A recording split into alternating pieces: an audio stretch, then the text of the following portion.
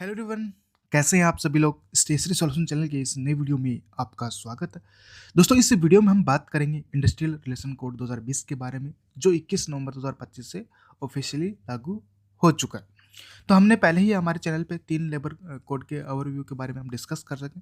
ये हमारा चौथा लेबर कोड के बारे में, जिसमें हम act, latest notification, draft central rule 2025 और ऑफिशियल एफएक्यू पे सब कुछ डिटेल में हम समझेंगे।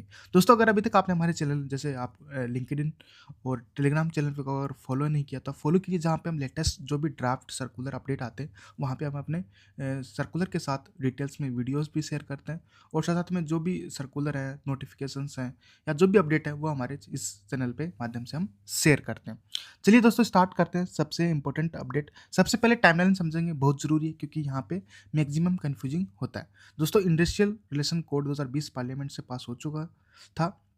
21 नवंबर 2025 को सेंट्रल गवर्नमेंट ने गजट नोटिफिकेशन के थ्रू कोड को इन्फॉर्मेंस कर दिया। उसके बाद draft industrial relation code 2025 publish किया गया है, जो अभी फाइनल नहीं हुए हैं। इसका मतलब ये है कि एक्ट एप्लीकेबल है, लेकिन ड्राफ्ट रूल सिर्फ प्रपोजल स्टेज पे हैं। जो जैसे दिसंबर 25 में हुआ तो वो 45 डेज है, तो मतलब फरवरी तक एंड तक इसको करेक्शन होगा। उसके बाद में ये इम्प्लीमेशन का सर्कुलर आएगा, कुछ चेंजेस होना है या नहीं होना है। फिर हम बात करते हैं पुराने लॉज और नए कोड में क्या डिफरेंस है। दोस्तों, इंडस्ट्रियल रिलेशन कोड 3 पुराने लेबर लॉ को रिप्लेस करता है। पहला आपका है इंडस्ट्रियल डिस्प्यूट एक्ट 1947, दूसरा ट्रेड यूनियन एक्ट 1926, फिर आता है industrial employment standing order act 1946। तो ये 3 एक्ट है जो रिप्लेस करेगा। अब इन तीनों की जगह एक ही सिंगल इंडस्ट्रियल रिलेशन कोड आ गए, जिससे कंप्लायंस इजी और डिस्प्यूट का सॉल्यूशन फास्ट होगा। तो ये ध्यान रखिए दोस्तों, 3 जो लेबर लॉस थे उसको कंसोल करके एक कोड बनाया गया, जिसे हम इंडस्ट्रियल रिलेशन कोड कहेंगे अब आगे से, जब से ये एप्लीकेबल हो जाएगा। तो अब हम बात करते हैं एप्लीकेबिलिटी, ये कोड कहाँ लागू होता है। इंडस्ट्रियल रिलेशन कोड लगभग हर सेक्टर पे लागू होता है, जैसे manufacturing, service, IT companies, factories, shop और कॉमर्शियल एस्टेब्लिशमेंट में भी ये लागू होता है। लेकिन कुछ प्रोविजन एम्प्लॉय स्ट्रेंथ के बेस पे भी डिपेंड करते हैं, जैसे स्टैंडिंग ऑर्डर और रिटायरमेंट के रूल 300 वर्कर के थ्रेशोल्ड पे ही लिंक्ड है। तो ये आपको सबको पता है कि सॉप एक्ट कितने पे अवेलेबल होता है, फैक्ट्री कितने पे लगता है, तो वो हेड काउंट पे भी डिपेंड करता है कहाँ होगा कहाँ नहीं होगा। दोस्तों, अगर अभी तक आपने हमारे यूट्यूब चैनल को सब्सक्राइब नहीं किया, प्लीज़ सब्सक्राइब जरूर कीजिए, जिससे मिलते रहेंगे आपको ऐसे ही लेटेस्ट अपडेटेड वीडियो। अब हम बात करते हैं कि वर्कर और एम्प्लॉयर की न्यू डेफिनेशन क्या है। इस कोड में वर्कर की डेफिनेशन को काफ़ी एक्सपेंड किया गया। अब इसमें fix term employ, working journalist और सेल्स प्रमोशन एम्प्लॉय भी क्लियरली इंक्लूड हैं। लेकिन एक बात याद रखिए, हर फ्रीलांसर ऑटोमेटिकली वर्कर नहीं होता है। वर्कर होने के लिए एम्प्लॉयर एम्प्लॉय रिलेशनशिप एस्टेब्लिशमेंट जरूरी है।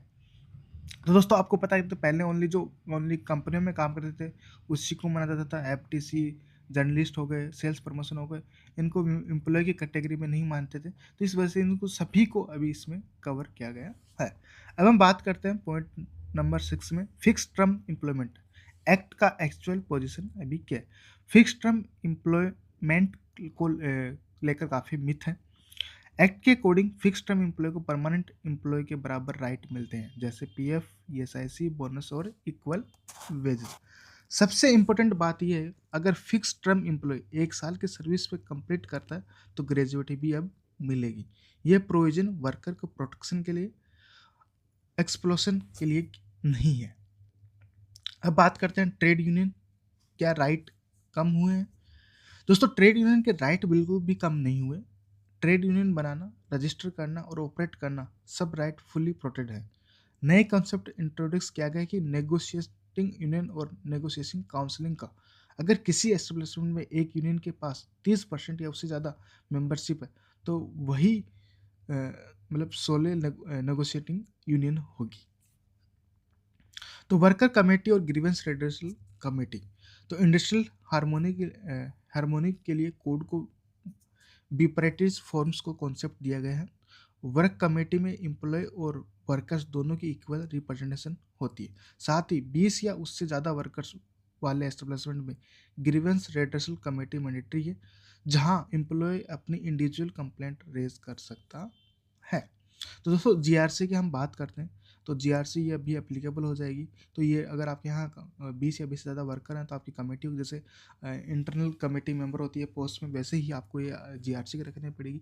अगर जीआरसी का आप नहीं रखोगे, जैसे फॉर एग्जांपल अगर कोई भी एम्प्लॉय लेबर कंप्लेंट करने से पहले अगर आपकी पहले उसे जीआरसी मेंबर कमेटी में उसको कंप्लेंट करना पड़ेगा, अगर वहाँ पे रेजोल्यूशन नहीं निकलेगा फिर वो जाके काउंसलिंग ऑफिसर के पास जाएगा, काउंसलिंग ऑफिसर नहीं करेगा तो फिर वो डिस्प्यूट में जाने वाला। तो इसका एक प्रोसेस है, तो वो डायरेक्ट लेबर कोर्ट में आ जाके वो आपके जीआरसी कमेटी मेंबर में ही कंप्लेंट करेंगे।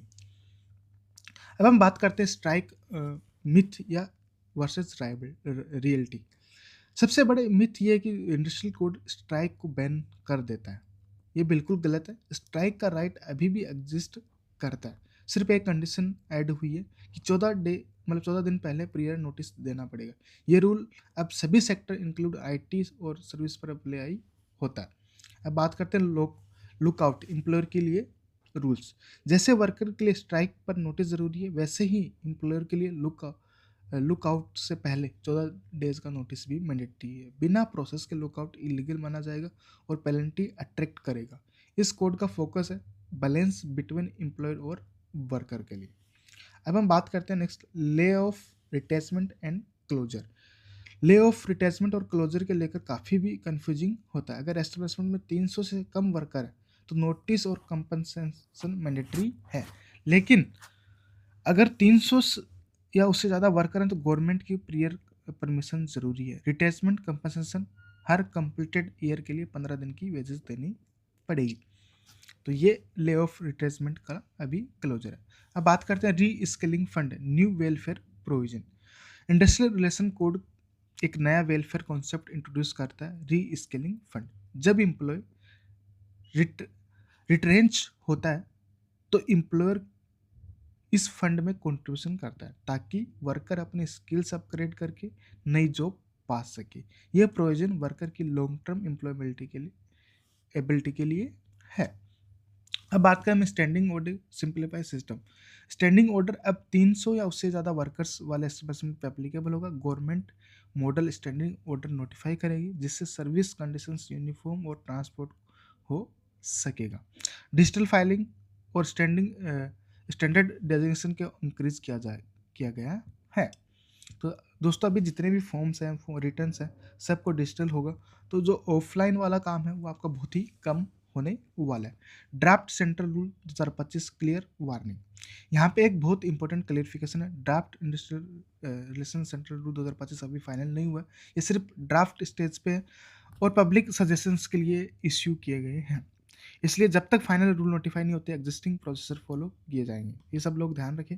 तो ड्राफ्ट रूल्स एचआर के लिए क्या सिग्नल है?